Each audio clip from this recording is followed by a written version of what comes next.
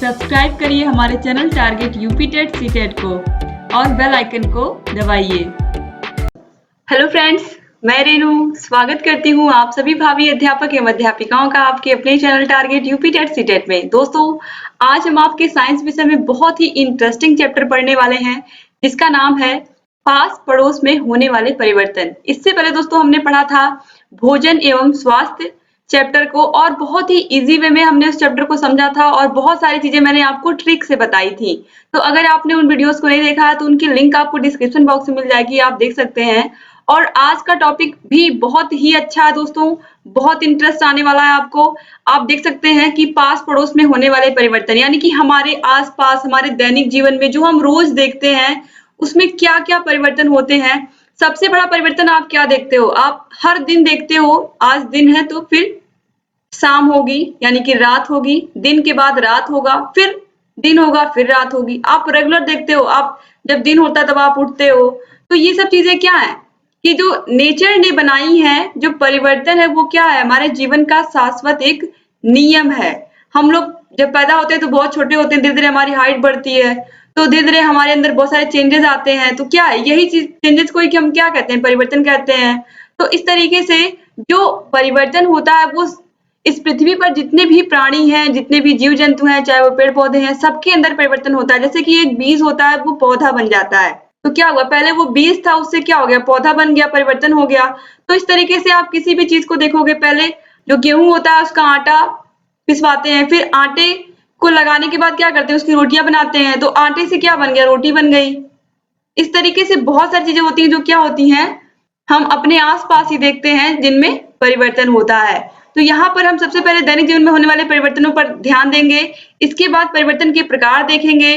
और दोस्तों ये टॉपिक जो है वो आपके एग्जाम की दृष्टि से भी बहुत ही महत्वपूर्ण है, तो प्लीज ये टॉपिक आप ध्यान से पढ़िएगा और बहुत सारी चीजें आपको बहुत ही इजी वे में मैं समझाने वाली हूँ। और अगर आप नोट्स बना रहे हैं तो इससे अच्छा कुछ नहीं हो सकता, तो प्लीज आप लोग नोट्स भी बनाते हुए चलिए मेरे साथ। देखिए, मोमबत्ती, कोयले, लकड़ी आदि का जलना, दाल सब्जियों का पकना, आटे से रोटी का बनाना, लोहे में जंग लगना, गीले कपड़ों का सूखना, बीज से पौधे का बनना आदि क्या है, प्रकृति में दिखाई देने वाले परिवर्तन है। ये हमारे दैनिक जीवन में हम रोज देखते हैं। कोई लोहे का टुकड़ा है, अगर आप उसको बाहर रख दो, वो धूप में, बरसात में, बारिश का मौसम है, इसके अलावा ठंड में आप हमेशा उसको बाहर ही रखे रहोगे तो आप देखोगे उसमें जंग लग जाएगा। तो लोहे की प्रकृति होती है, उसमें जंग लग जाता है अगर उसको हम बाहर रखते हैं। तो इस तरीके से आप देखते हो, आप गीले कपड़ों को धुल करके सुखाते हो तो क्या हो जाता है, पहले कपड़ा गीला होता है लेकिन वो फिर से सूखा हुआ कपड़ा गीला होता है धुलने पर, फिर क्या हो जाता है, फिर वो सूख जाता है धूप में डालने पर। तो इस तरीके से बहुत सारे परिवर्तन होते हैं। तो किस तरीके से ये परिवर्तन होते हैं, कौन से परिवर्तन तेज होते हैं, कौन से परिवर्तन धीमी गति से होते हैं, कौन कौन से ऐसे परिवर्तन है जिनको हम फिर पूर्व स्थिति में ला सकते हैं, कौन कौन से ऐसे परिवर्तन है जो एक बार परिवर्तित होने के बाद फिर अपनी वापस उसी स्थिति में नहीं आ पाते हैं। तो इसी के बारे में हम परिवर्तन के प्रकारों के अंतर्गत पढ़ने वाले हैं। तो चलिए स्टार्ट करते हैं परिवर्तन के प्रकारों को। सबसे पहले है मंद। मंद का मतलब क्या होता है, धीमा होता है। तो अब धीमी गति से होने वाले जो परिवर्तन होते हैं उन्हें हम क्या कहते हैं, मंद परिवर्तन कहते हैं। जैसे कि दूध से दही का बनना। दूध से दही का बनना क्या होता है, बहुत ही धीमी गति से होता है, ऐसा नहीं है एकाएक दूध से दही बन जाता है, उसमें टाइम लगता है, ठीक है। ऐसे ही नाखूनों का बढ़ना, आपके हाथों के नाखून बढ़ते हैं, उंगलियों के, पैरों के नाखून बढ़ते हैं, लेकिन क्या आपने देखा हो कब वो बढ़ रहे हैं, वो धीरे धीरे अपनी गति से वो बढ़ रहे हैं, ठीक है। तो इस तरीके से ये क्या है, ये मंद परिवर्तन। इसके अलावा बच्चों का बड़ा होना, बच्चे भी रोज थोड़ा थोड़ा ग्रोथ होती रहती है उनकी, तो इस तरीके से वो भी क्या एक धीमी प्रक्रिया होती है। तो ये जो परिवर्तन धीमी गति से होते हैं इन्हें हम क्या कहते हैं, इन्हें हम कहते हैं मंद परिवर्तन। अब इसके बाद दूसरा है तीव्र परिवर्तन। नाम से ही पता है कि ये तेज गति से होने वाले जो परिवर्तन होते हैं उन्हें हम क्या कहते हैं, तीव्र परिवर्तन कहते हैं। जैसे कि गुब्बारे का फूलना या फूटना, इससे अच्छा एग्जाम्पल नहीं हो सकता। ये आप सभी लोगों ने इसका एक्सपेरिमेंट भी किया होगा, आप सभी लोगों ने गुब्बारे फुलाए होंगे और आपने देखा होगा जब एकाएक बहुत ज्यादा उसमें हवा भर जाती है तो क्या होता है, वो तुरंत फट जाता है गुब्बारा। तो इस तरीके से यहाँ पर आप देख सकते हैं कि ये क्या होता है, बहुत ही तीव्र परिवर्तन होता है, अचानक से वो क्या होता है, फट जाता है। इसके अलावा रसोई गैस का जलना, रसोई गैस भी तुरंत जल जाती है जैसे ही आप जलाते हो। इसके अलावा माचिस की तीली का जलना, ये सब चीजें आप रोज करते हो अपने जीवन में, मैक्सिमम चीजें इसमें से, तो इन सबको आप आसानी से समझ सकते हैं। इसमें कुछ भी ऐसा नहीं जो आपको बहुत ज्यादा समझाने की जरूरत है डिटेल में। तो माचिस की तीली भी तुरंत जल जाती है। अब इसके बाद देखिए नियमित परिवर्तन। नियमित का मतलब क्या होता है? जो कॉन्टिन्यूअस होते रहते हैं, कॉन्टिन्यू, जिनकी प्रकृति होती है परिवर्तित होने की, वो ऐसे परिवर्तन जो निश्चित समय पर लगातार होते रहते हैं, उन्हें हम क्या कहते हैं? नियमित परिवर्तन कहते हैं। जैसे कि रात और दिन का होना, रात के बाद दिन, दिन के बाद रात, तो ये क्या है? एक नियमित परिवर्तन है जो हमेशा होता रहता है। इसके अलावा चंद्रमा का आकार बदलना। चंद्रमा का आकार आप देखोगे कभी वो बड़ा है, कभी बहुत छोटा हो गया, फिर धीरे धीरे बढ़ रहा है। तो चंद्रमा का आकार क्या होता है? हमेशा बदलता रहता है। ये आप सभी लोगों ने देखा है। हृदय का धड़कना क्या है? नियमित धड़क रहा है, लगातार धड़क रहा है।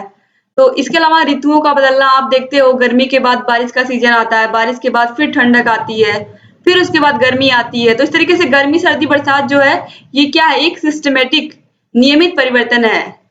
अब इसके बाद दोस्तों आगे हम चलेंगे अनियमित परिवर्तन की तरफ। अनियमित परिवर्तन क्या होते हैं? नियमित तो एक निश्चित समय पर लगातार होते हैं, तो अनियमित क्या होंगे? वे परिवर्तन जिनका समय निश्चित नहीं होता है, अनियमित परिवर्तन कहलाते हैं।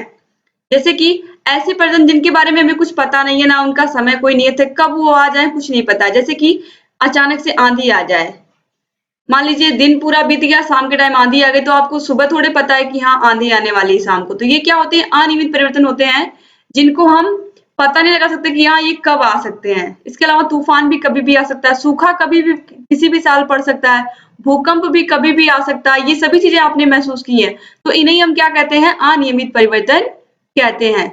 इसके बाद दोस्तों सबसे अच्छे एग्जाम्पल्स अब आपको मिलने वाले हैं।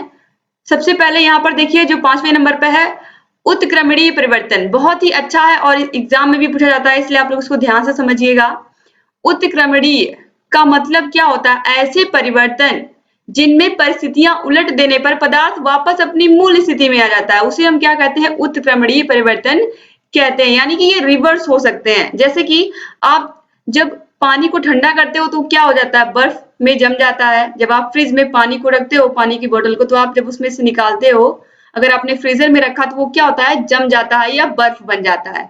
और जब आप उसको फिर बाहर के टेम्परेचर पर, रूम टेम्परेचर पर ला करके रख देते हो, तो वो क्या होता है? धीरे धीरे उसका टेम्परेचर बढ़ने लगता है बर्फ का, वो फिर उस किस में बदल जाता है? फिर पानी में बदल जाता है। तो इस तरीके से सबसे अच्छा एग्जाम्पल क्या है उत्क्रमणीय परिवर्तन का?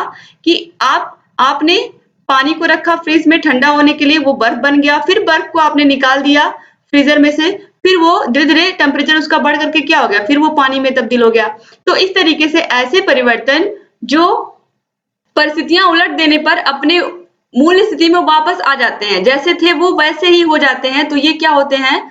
उत्क्रमणीय परिवर्तन होते हैं। यानी कि यहाँ पर आप ऐसे भी एग्जाम्पल ले सकते हो, एक ऐसे बच्चे का जो बहुत मेहनती है और उसको बहुत सारी परिस्थितियां झेलनी पड़ती हैं, बहुत सारा संघर्ष करना पड़ता है जीवन में, लेकिन वो हार नहीं मानता, वो लगा रहता है और वो क्या करता है? वो अपनी मंजिल को अंततः पा लेता है। ठीक है, वो पहले भी खुश था, वो संघर्ष कर रहा था, लेकिन उसके अंदर खुशियां थी। बाद में उसे उसकी मंजिल मिल गई तो भी क्या, लड़का खुश है। तो इस तरीके से यहाँ पर बताने का मेरा उद्देश्य यही है कि ऐसे लोग जो किसी भी परिस्थिति के आने पर बदलते नहीं है। ठीक है, आप लोग समझ गए होंगे मैं क्या कह रही हूँ, कि ऐसे लोग जो किसी भी परिस्थिति के आने पर बदलते नहीं है, वो जैसे पहले थे वैसे आज भी हैं, तो उन्हें हम उत्क्रमणीय परिवर्तन के अंतर्गत रख सकते हैं। आप लोगों से भी रिलेट कर सकते हो, लेकिन आपके एग्जाम में मेनली जल से बर्फ बनने का एग्जाम्पल एग्जाम में पूछ सकता है, तो आप इसको याद रखिएगा। अब इसके बाद हम देखेंगे अनुत्क्रमणीय परिवर्तन। उत्क्रमणीय परिवर्तन में क्या होता है? देखिए, ऐसे परिवर्तन जिनमें परिस्थितियां उलट देने पर पदार्थ वापस अपनी पूर्व स्थिति में वापस नहीं लाया जा सकता है, वो होते हैं अनुत्क्रमणीय परिवर्तन।